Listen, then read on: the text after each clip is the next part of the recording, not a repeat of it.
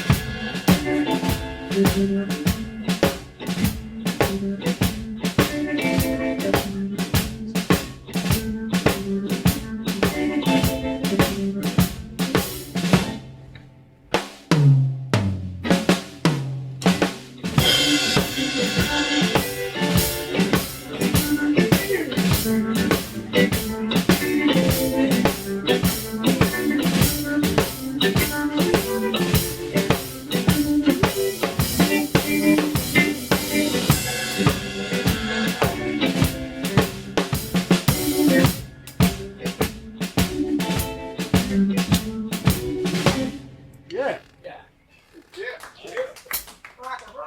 rock and roll. So the other thing we're going to do is we'll do like an up-tempo swing thing, and we can then try and turn it into one of those crazy Yeah. shuffle Alright, we'll things. try and get it up there. Yeah. Alright.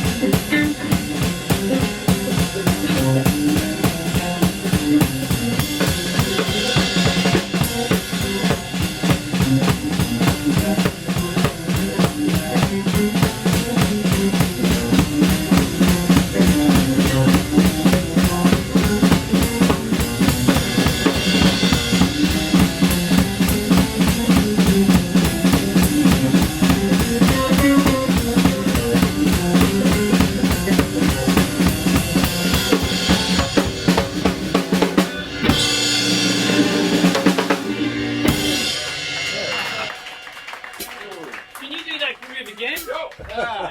Okay. Hey, I just wanted to show you, like I'm always the king of simple approaches. So I call this like a trashy swing vibe. So, and you can make it swing, so we'll just do the same thing, and I'll just show like a different vibe, different approach. Go on, Ready? 1, 2, 1, 2, 3.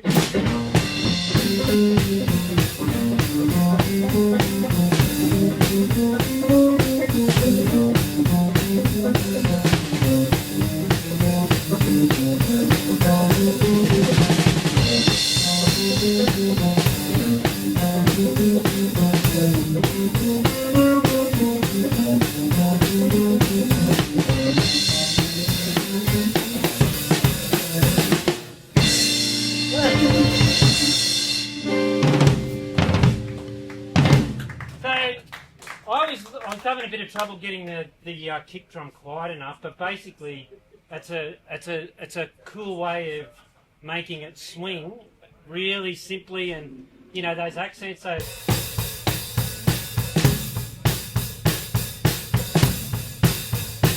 you know, and you know, obviously you can drop some other bombs in there as well, and you know, so anyway, I thought I'd throw that in. So let's try something in a Chicago vein, George. What do you?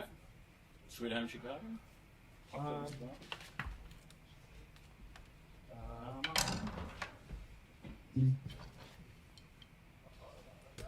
Maybe. Maybe. We can do that. Oh, that, or, yeah. Or do you want like a slower groove? Yeah, something.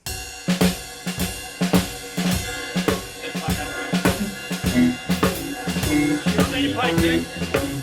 Rosscoe, you play two.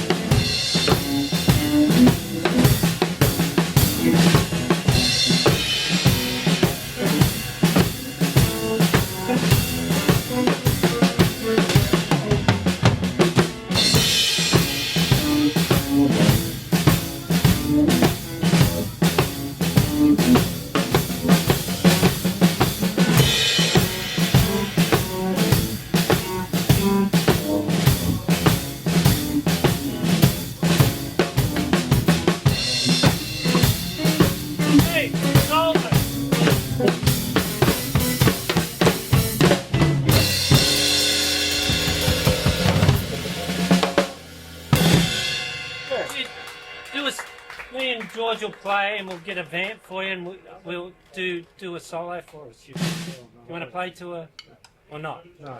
Okay.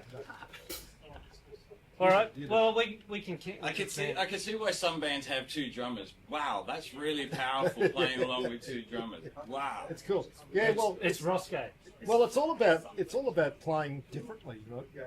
I mean, you know, the Allman Brothers thing and the Tedeschi Trucks thing, they're very different drummers, you know, and they play different patterns. Yeah, I know. You know, it's all about what the other guy doesn't play, which makes it work. Yeah, so it's fantastic. Yeah. Yeah, maybe I should have been playing while you were doing that. Oh. So, you know something I missed actually, everyone, too. That just because I just hit the rim, but when you're playing rockabilly stuff or whatever, and you want to change it up, I recorded a song on Ray's last album, and it was sorry.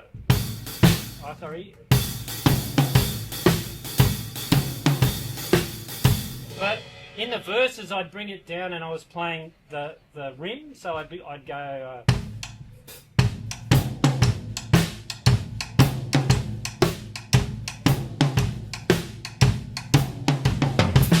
And then I'd go to the hats to give it a lift, and it really worked, I thought. well, that's because you've got two of them, George. You know? Well, You've got a left and a right version. Well, there's a reason why the hats are there, because of the crossing over thing. George, is it true that Ray doesn't like any cymbals? Yeah. He told us, he says no one to No guitarists do, man. Well, when we do the Ray Beetle band, maybe I have two sets of hi-hats because he doesn't like ride cymbals.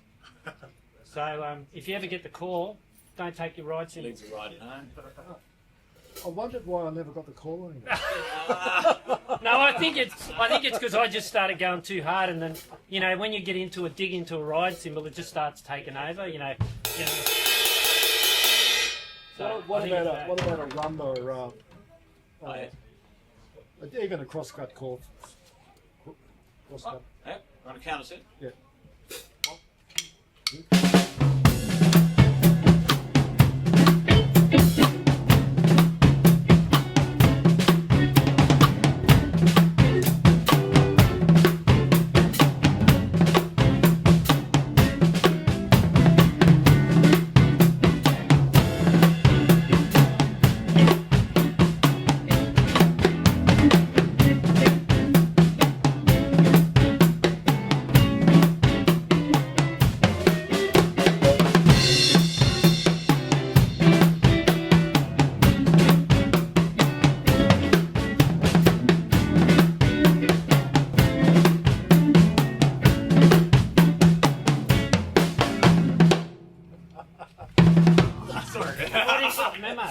You didn't get the memo. Rosscoe did. Yeah.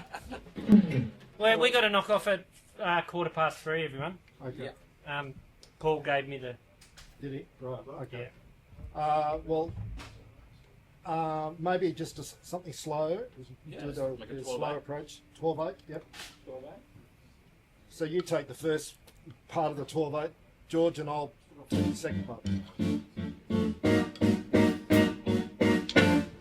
Okay.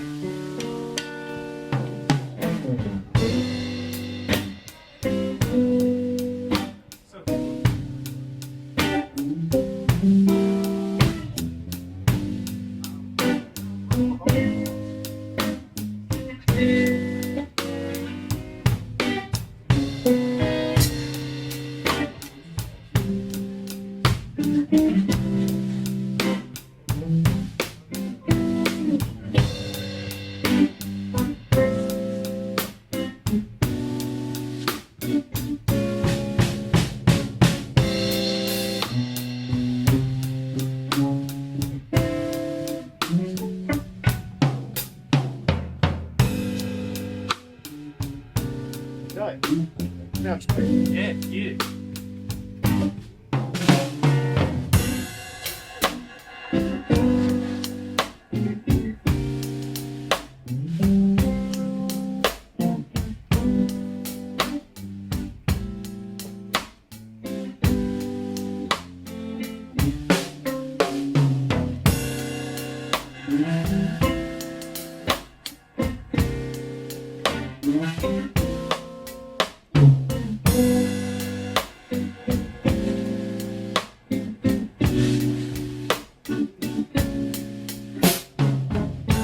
There you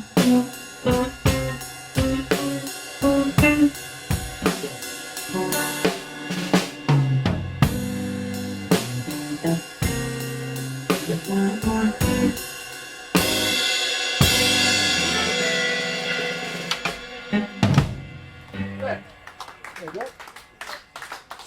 Completely different takes of how to do. So many different You know, ways to so- describe that. Yeah. Nothing wrong with both. Just, yeah. Yeah. Question? All right. Any last minute questions?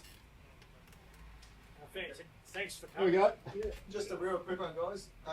What about, there's been so much talk about it, but just the feel and the chemistry between players. How, is there something in there that just can't be talked about or replaced? Or it can be talked about. It just if you're lucky enough to be in that situation where there's the chemistry's there, it's fantastic. I mean, I've been really lucky to play with some great players as George has, and you know, there's some really monumental nights you've had on stage, and there is chemistry there. But you know, Because I think that question of Katie's earlier, that just from the break, was almost when the chemistry's not there, what do you do? Like to try and get the best out of the section. just keep Just work going. hard and keep going. Just keep going. Keep going till the fat lady sings. Really, that's it. My advice, and it actually came from Jacob Cook, another fine drummer. Remember Jacob? Yeah, you're right. Right? Yeah. I asked Jacob, man, if you're not feeling it, if you're not grooving it, what do you do? He goes, I simplify. I just simplify. I just make it simple. And that's what I do too. It's like, if I'm not feeling it, just try and find something that I can really be solid on. Yeah. Anyway. Hopefully someone joined. And hopefully someone else hears it. Yeah, well, there's a thing we spoke about it the other day, me and Rosscoe, was about how when you're learning a repertoire, like you'll get a studio version of the song, right?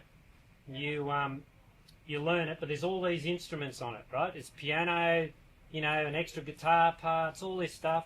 You get to the gig and it's a 3-piece gig, right? So you know, you've been playing along at home to the studio recording, and then you get to the gig and you're going, oh man, this feels like, you know, really weird. And that's because you've been playing it to the studio recording, and you get into a 3-piece situation and you've got to approach it, you know, a little bit different or simplify exactly, you know, or it's really common that for me that I'll learn a heap of stuff, go to the gig and you play it and you just go, oh wow, that just feels so weird or different, you know. And it can be as well, the guitar player, you know, doesn't you know, he's sang separately on the recording as well, so he's singing the song but he's not playing the guitar part that was on the record.